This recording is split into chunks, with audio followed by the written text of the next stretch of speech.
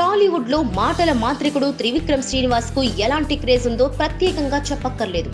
తన పెన్నుతో పదునైన పంచులు పేరుస్తాడు. త్రివిక్రమ్ బ్రాండ్ ఉంటే సినిమా ఎలాంటి సక్సెస్ కొడుతుందో తన తాజా సినిమా ఆఆతో చాటి చెప్పాడు త్రివిక్రమ్.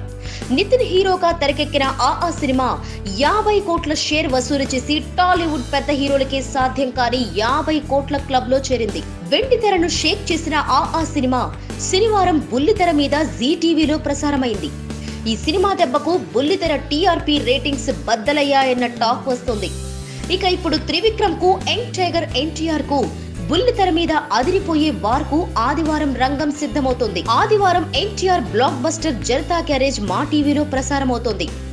83 కోట్ల షేర్ రాబట్టి 39 కేంద్రాల్లో 50 రోజులు పూర్తి చేసుకొని ఇంకా థియేటర్లలో కంటిన్యూ అవుతున్న జనతా గ్యారేజ్ ఆదివారం మా టీవీలో ప్రీమియర్ షోగా ఫస్ట్ టైం టెలికాస్ట్ అవుతోంది. మరి శనివారం ఆఆ దెబ్బకు చాలా వరకు టీఆర్పీ రేటింగ్స్ బద్దలయ్యాయంటున్నారు. మరి గ్యారేజ్ ఆఆ టీఆర్పీ రేటింగ్స్ క్రాస్ చేస్తోందా లేదా అన్నది తెలియాలంటే ఆదివారం సాయంత్రం వరకు వెయిట్ చేయాల్సిందే. దీంతో ఇప్పుడు అందరిలోనూ ఒకటే సస్పెన్స్.